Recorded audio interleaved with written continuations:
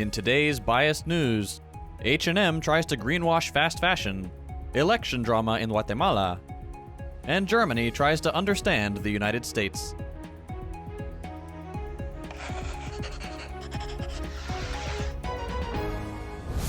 H&M, the world-famous fast fashion retailer, is set to introduce what they're calling a pre-loved women's wear collection at its flagship store in London beginning October 5th.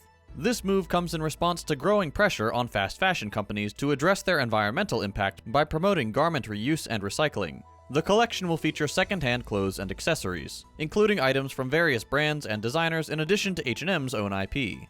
It marks H&M's second store offering second-hand clothing, following one in Barcelona that opened earlier this year. H&M also has online offerings available in Sweden and Germany.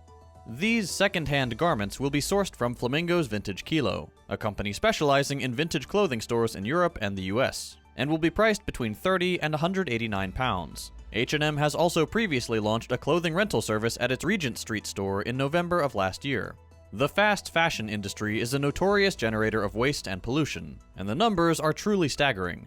Currently, 92 million tons of textile waste is produced every year. That's the equivalent of a garbage truck full of clothes being dumped every single second.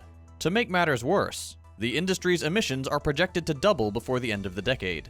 Rampant consumerism, cost-cutting, and appalling labor conditions in the fashion industry have allowed this wasteful practice to thrive, and H&M has long been the poster child of these unsustainable policies. This new strategy by H&M reflects PR concerns of massive fashion conglomerates being increasingly understood by the public as negatively impacting the environment, which, in an ever-growing market of eco-conscious consumers, could eventually hurt the bottom line. Additionally, it's rebranding used clothing, which H&M can acquire at even lower cost than their sweatshop-produced products, basically creating another easy stream of income. It's very likely that these pop-up stores are nothing more than a marketing gimmick. But even on the off chance that it turns into a wider trend in the industry, it's mostly inspired by the search for new sources of income, not concerns for the environment.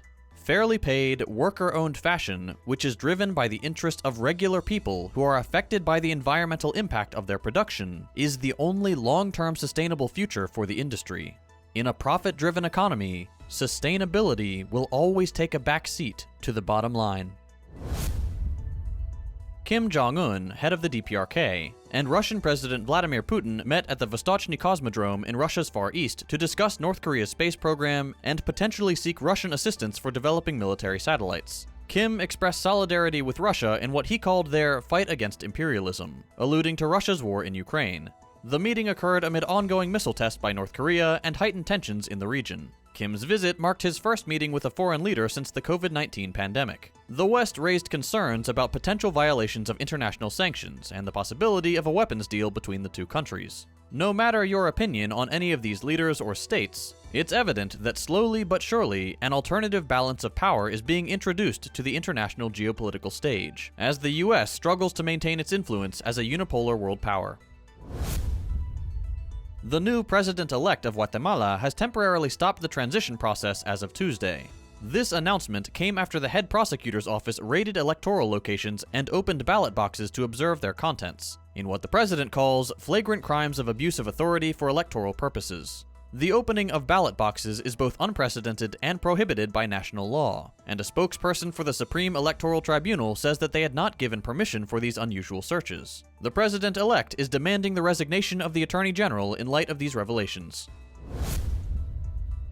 German Foreign Minister Baerbock has kicked off her visit to the United States, recently visiting Austin, Texas, where she met with the notorious anti-abortion and generally reactionary governor Greg Abbott. Baerbock says of the visit, quote, "You can't understand the USA if you only travel to Washington," and that Texas, with its draconian laws and hyper-reactionary leadership, quote, "is a bellwether for America and for the future." She plans to hold further talks with US officials, including Antony Blinken, in DC.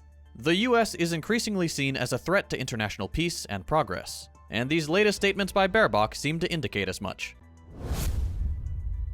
Venezuelan President Nicolas Maduro recently visited China to strengthen ties and seek financial support.